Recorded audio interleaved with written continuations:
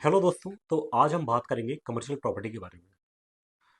नमस्कार दोस्तों, मेरा नाम शुभम जैन है और आज मैं आपसे बात करूंगा कमर्शियल प्रॉपर्टी के बारे में कि कमर्शियल प्रॉपर्टी के कितने टाइप होते हैं, किस टाइप की कमर्शियल प्रॉपर्टी आपको परचेस करनी चाहिए, क्या कमर्शियल प्रॉपर्टी में लोन हो सकता है, अगर हो सकता है तो कितने परसेंट हो सकता है, कौन कौन से बैंक इस पर लोन करते हैं, कमर्शियल प्रॉपर्टी पे रेजिडेंस बनाना पॉसिबल है, अगर बना सकते हैं तो उसके क्या रूल्स एंड रेगुलेशंस हैं।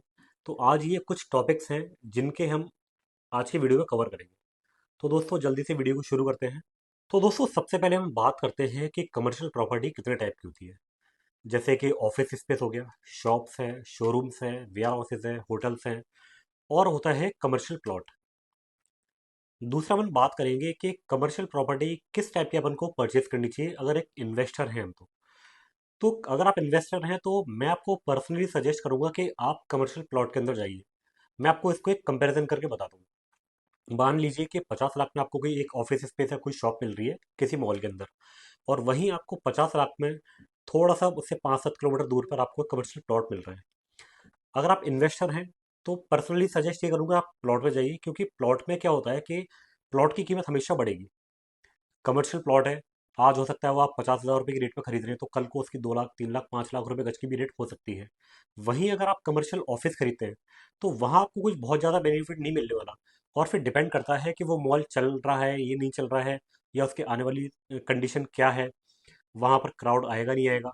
तो वो वहां पर एक क्राउड के ऊपर डिपेंड करता है कि वहां जैसे क्या स्पेस है, वहां पर किस टाइप की कमर्शियल एक्टिविटी हो रही है। तो मेन बात यह है कि अगर इन्वेस्टर है तो कमर्शियल प्लॉट में आपको जाना चाहिए। अब हम बात करेंगे कमर्शियल प्रॉपर्टी अगर आप खरीद रहे हैं तो उनके लिए क्या क्या डॉक्यूमेंट्स की आपको जरूरत पड़ेगी।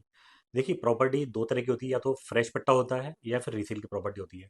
अगर फ्रेश पट्टा है तो वहाँ पर कौन सा डेवलपर उसको काट रहा है, और इसके अलावा वहाँ से जो लोकल अथॉरिटी है वो अप्रूवल है या नहीं, रेरा से रजिस्टर्ड है या नहीं, बैंक उस पर लोन कर रहा है या नहीं, और या फिर जो जेडी का जो, जैसे जयपुर का बात करें तो जयपुर में जो लोकल मास्टर प्लान है जयपुर का, उस मास्टर प्लान में वो कौन सी रोड वहाँ शो हो रही है वो एक्चुअल है या नहीं, ये डॉक्यूमेंट्स आपको होना चाहिए। और रीसेल में अपन जाते हैं तो वहाँ पर चेन ऑफ डॉक्यूमेंट आपके पास पूरे होने चाहिए।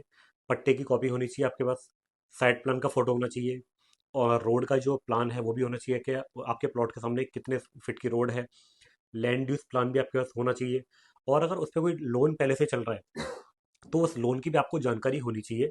उस पर वो लोन अभी चल रहा है या फिर उसको खत्म हो चुका है, तो अगर खत्म हो गया तो उसकी एनओसी भी आपके पास होनी चाहिए। तो ये कुछ बाकी बेसिक डॉक्यूमेंट्स हैं जो आपको एक प्रॉपर्टी खरीदते वक्त आपके पास होने ही चाहिए। तो अब बात आती है कि क्या कमर्शियल प्रॉपर्टी पे भी लोन मिल सकता है। जी हाँ दोस्तों, कमर्शियल प्रॉपर्टी पर भी लोन मिलता है। जैसे अपन बात करते हैं कमर्शियल प्लॉट की, तो कमर्शियल प्रॉपर्टी प्लॉट पर आपको एग्रीमेंट वैल्यू का 60 to 70% मैक्सिमम आपको मिल सकता है। लेकिन इसमें रेजिडेंशियल के कंपैरिजन में एक बात अलग है कि यहाँ पर आपको आरओआई ज़्यादा मिलती है। और दूसरा, फिर सेलेक्टेड जो बैंक हैं सिर्फ वही कमर्शियल प्रॉपर्टी पे लोन करेंगे।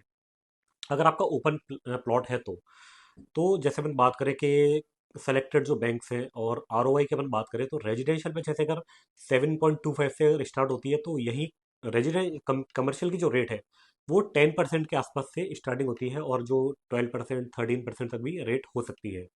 और कुछ लिमिटेड बैंक हैं जो आज के टाइम में कमर्शियल प्रॉपर्टी पर लोन करते हैं। ओपन प्लॉट की बात कर रहा हूँ मैं यहाँ पर, ना कि कोई ऑफिस स्पेस की, और ना या शॉप्स की या शोरूम्स की। तो ये बात क्लियर है कि हाँ, कमर्शियल प्रॉपर्टी पर लोन भी पॉसिबल है। अब हम बात करेंगे कि क्या कमर्शियल प्रॉपर्टी पर रेजिडेंस भी बन सकता है। जी हाँ, बिल्कुल बन सकता है। अगर आपने देखा हो तो जैसे मार्केट में क्या होता है कि नीचे शॉप्स होती है, ऊपर मकान में लोग रहते हैं।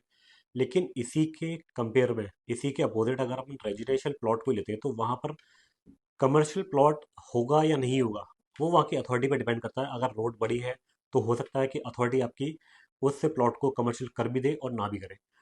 और लेकिन कमर्शियल प्लॉट पर आपको रेजिडेंशियल बनाइए और कमर्शियल आप दोनों यूज़ में आप ले सकते हैं। तो दोस्तों उम्मीद करता हूँ ये वीडियो आपको पसंद आई होगी, कमर्शियल प्लॉट के बारे में, कमर्शियल प्रॉपर्टी के बारे में, कि आपको कमर्शियल प्रॉपर्टी कौन सी परचेज करनी चाहिए, कहाँ इन्वेस्टमेंट करना चाहिए। अगर आप भी कहीं भी कमर्शियल प्रॉपर्टी आप परचेज कर रहे हैं, जयपुर में, अजमेर में, कहीं भी आप प्रॉपर्टी प्लान कर रहे हैं, तो आप मेरे नंबर पर कांटेक्ट कर सकते हैं। और ये वीडियो आपको पसंद आई हो तो इसको लाइक कीजिए, शेयर कीजिए, चैनल को सब्सक्राइब कीजिए, और ऐसी ही जानकारी के लिए बने रहिए। बेल आइकन प्रेस करना ना भूलें। Thank you.